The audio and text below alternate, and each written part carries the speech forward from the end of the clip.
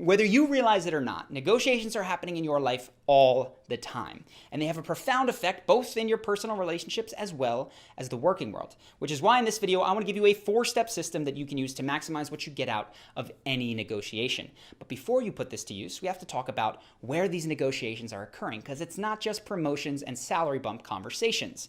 So, the first place that these are likely occurring, or they could be occurring, is when an authority figure tells you that you can't. So for instance, my mom was planning to come visit me. She found out that her boss wouldn't let her, so she can't come. Maybe for you, this is a parent, whoever it is, when you're hearing you can't from an authority figure, a bell should go off. That is an opportunity to negotiate.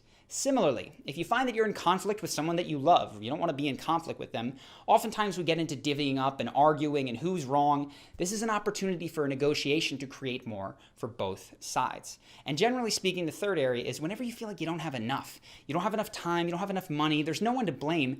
Oftentimes there is someone who could help you if you go to them to negotiate.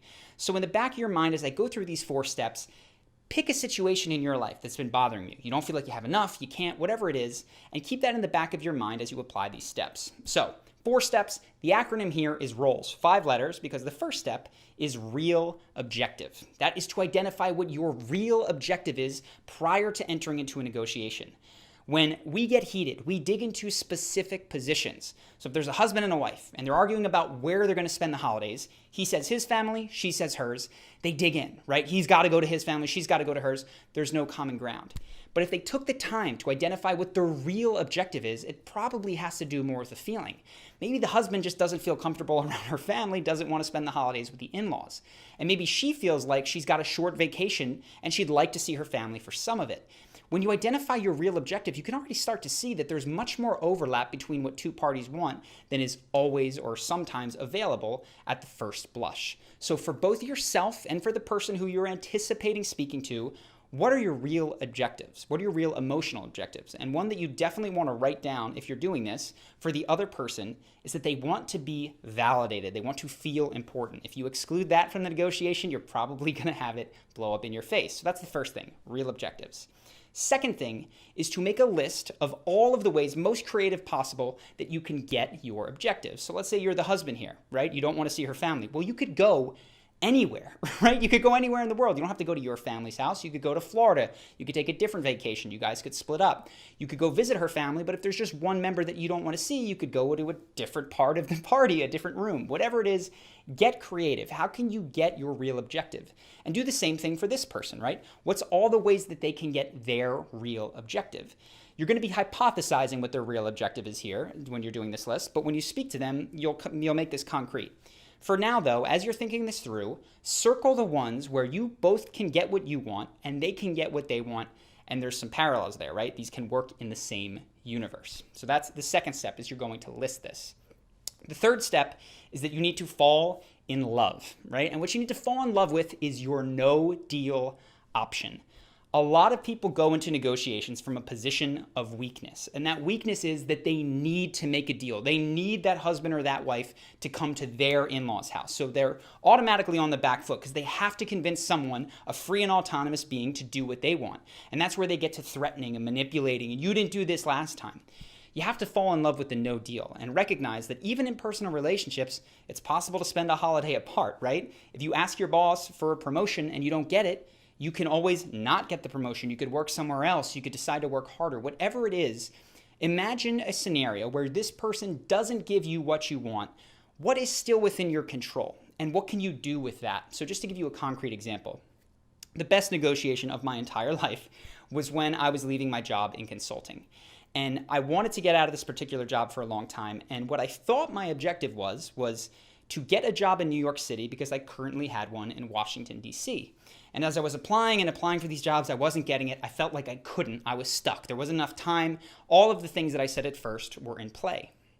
But as I dug into my real objectives, I realized what I wanted to do was not to get any one of these particular jobs. I wanted to live with my friend. And so when I wrote down all the things that could work, I said, well, one, my friend could move to Washington, D.C., right? I didn't have to go to New York City. Secondly, I didn't necessarily have to have a job. I just wanted to live with him. And technically, if my real objective was to live with him, I could move there and then get a job. And when I started doing this, all of these possibilities open up. As I listed this, I could work remote, I could do all these things. And of course, I did that for the other person. But what I had to fall in love with was recognizing that, okay, what is in my control is if I leave this particular job, not if they agree to a remote work arrangement. Because when I'd gone through the two lists of things that could work for me, and I wrote down, okay, here's what it is, and things that might work for my current employer, remote work arrangement was in there, but they didn't have to give it to me. So really getting to the state where before I spoke to the president of the company, I sat down and went, okay, imagine if he says no. Can you fall in love with the prospect of just leaving this particular job to move to New York City, figuring it out on your own? And I did. I imagined how good it could be and how resourceful I'd have to be. And I came up with all these other opportunities to find other jobs and to earn money, so that when I did sit down with him, I was doing so from a position of honest power. If you don't fall in love with your no deal option, you do not have power in a negotiation. And believe it or not, when you don't have power in negotiation that all these dirty tactics come out, that you start manipulating, being dishonest, and being underhanded. When you have genuine power and you don't need someone to move, you don't have to be dishonest. You don't have to manipulate them. You can just be completely transparent in the conversation. And that takes us to the fourth step, the S in roles, which is to speak this entire process out loud to the person. So when I sat down with the president of this company and I said, look, here's what I've been thinking about. I went through, okay, I realized something is not working, real objective. It's not that there's anything wrong with this job. It's not that I want another job. It's that I want to live with my best friend and he doesn't live in this city and I'm not happy here. So I explained my real objective to him. I also said, I recognize that you guys probably, it would stink to lose a team member at this point, right? You guys wouldn't want to have to retrain someone. And I recognize that would be a bummer. And I also, recognizing his other real objective to be appreciated, appreciate all of the training that you guys have done for me so far. Truly, it has been great. Okay, so I spoke that entire first step to him. I said, then I went to the list area. I said, okay, I've been thinking of ways that this could work out. I don't know if these are good for you, but I could move to New York City and work. I could just leave and maybe come back once to train a new hire. Whatever it is, I want to make this work for you because, and then I did the L, whether or not we can sort of come to an agreement here, my heart is set on this. And if I have to, I would just move to New York City without a job. So I spoke the entire process out to him. And when he heard that, and I was honest and transparent, and I had his needs in mind because this process included his needs, he came back to me and started solving my problems. And what he said was, well, look, we don't want a lot of people to follow in your footsteps and start leaving for remote work arrangements after 1 year of work. But what we could do is make you a contractor.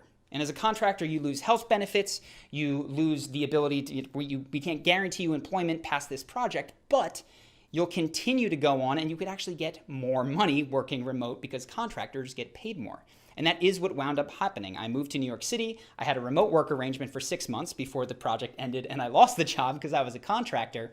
But the point is, by simply speaking this out to him, it got him on my side. He actually came up with the solution of contractor because I had been so transparent in my process. So that's the final step, is to speak this process and work with them. I want to give you 3 do nots while you're actually engaging in this negotiation process that people always do wrong. First one, do not bluff. A lot of time people come in from positions that aren't truly powerful. They're not happy with the no deal. And so what they do is they threaten that, you know what, then I'll go to my parents, you go to your parents. And when they get that, they're upset about it and they're bitter about it. Or they threaten, if this doesn't work out, I'm going to have to leave the job. The boss says, okay, sorry to hear that. Now they're out of a job. So do not bluff. You want to rather take the time to fall in love with the no deal step. That's a bad thing to do if you do it the reverse way. The second thing that you never want to do is you never really want to screw the other person. I see this in negotiations. People are constantly thinking that there is a fixed pie and that the goal is to have this 100% pie and take 80% of it for yourself while leaving the other person with 20%. This is the wrong mentality. First off, if you do that, they're going to drag their feet in the execution phase. While I was researching this video, I spoke to people who were negotiating in relationships, and I heard a story from one person, or rather it was through the grapevine about one person who negotiated that their boyfriend would come to a concert with them. And what happened was, she negotiated, she got him to come, and he was so miserable and upset in this concert that she wished he wasn't there at all. So don't push people over a barrel, get them to do what you want. If they're not happy with the deal, you're in trouble. And a better way to think about this pie where you're trying to get 80 and 20 is, rather than dividing up a pie that has 100 units, go bake a new pie that has 150 units, and then everybody can get more. That's the whole process of creating this list. And then the final thing is to recognize, coming back to the no deal, is that your relationship does not need to be contingent upon you agreeing and forming a deal all the time. Now, this is particularly an issue in relationships, though it can be the case in the working world. When I left this job, I actually improved my relationship with the people there because I didn't make the relationship that we had contingent upon us agreeing in this particular area. If you're arguing about where you're going to get dinner or where you're going to go for any sort of vacation, the relationship that you have does not require you to agree all the time. And the more you can get used to having negotiations, coming to a no-deal solution, and not being mean, vindictive, or manipulative about it, and just splitting up for a period of time, I tend to believe the stronger the relationship will be, because you don't have to cajole, coerce, and make two people behave as a single unit all the time. So that is an overview, hopefully a helpful one, of how to negotiate. Now, obviously, all of this is going to be much more useful if the other person likes you. If you've got rapport, it's going to count for a lot more. So if you're interested in learning about how to create rapport, you may be interested in our course, Charisma University.